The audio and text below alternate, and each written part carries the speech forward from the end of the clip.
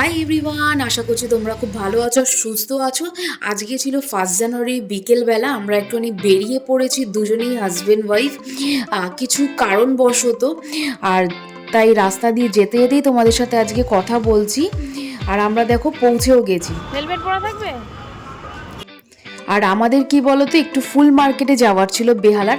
নিশ্চয়ই তোমরা সবাই চেনো ফুল মার্কেটটা কোনটা বলছি। আর আমাদের খুব বেশি তো কেনার ছিল না, তাই আমাদের জিনিসপত্র কিনে আমরা বাড়ি ফিরছি। সেই দেখো আমি কেকটা টেবিলে রেখে সবকিছু ফুলের পাপড়ি দিয়ে সাজিয়ে দিয়েছি। বাবা আগে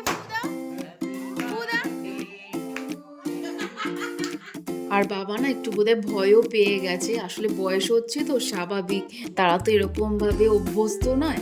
আর আমি একটু যত সামর্থ্য চেষ্টা করেছি বাবাকে এই আজকের দিনটা একটু সুন্দরভাবে উপহার দেওয়ার জন্য। আর দেখো যে পাঞ্জাবিটা পরে আছে সেটা আমি দিয়েছি বাবাকে জন্মদিনের গিফট হিসেবে।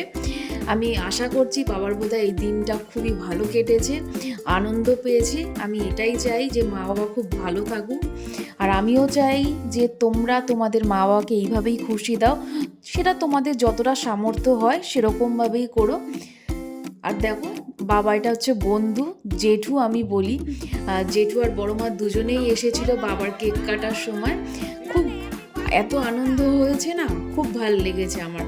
এই বছরটা আমার খুব যার জন্য খুব স্পেশাল। আমার হাজব্যান্ডের জন্মদিনটাও ভালো কেটেছে, বাবারও কেটেছে, খুব ভালো লাগছে। আর বাবাও মনে হয় খুশি।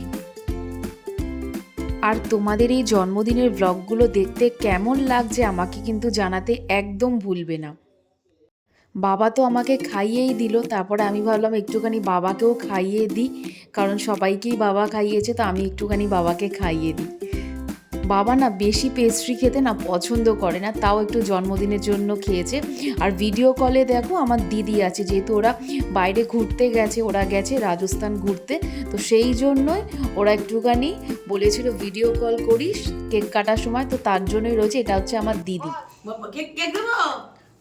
কি রে, ড্রেসটা এখনই চেঞ্জ করে দিয়েছিস? একটু তো পরে করতে পারতিস। হ্যাঁ ঠিক আছে, আবার রাতে দেখা হবে আপনাদের সঙ্গে।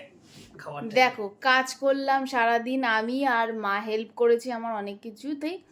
কিন্তু তোমাদের দাদা ক্লান্ত হয়ে পড়লো, কারণ কি করেছে, কিছুই করেনি, শুধু একটুখানি গেছিলো একটু রোজ আনতে। আর কেন রোজ আনতে হয়েছে আমাকে, আমি তোমাদের সাথে সেটা একটু পরে তোমাদের সাথে শেয়ার করছি। আর দেখা হচ্ছে ডিনারে। এই যে দেখো এই কেকটার মধ্যে আমি রোজটাকে ইউজ করেছি, আমি এটার জন্যই গেছিলাম, কারণ যাকে অর্ডার দিয়েছিলাম সে ডিজাইনটা ঠিক মতন করতে পারেনি, তো সেই জন্যই। আর এই কয়েকটা স্টিল ছবি তুলেছি। আর দেখো ফটোর মধ্যে আমি দিদি ভিডিও কলে ছিল, সেটারও ছবি উঠেছিল।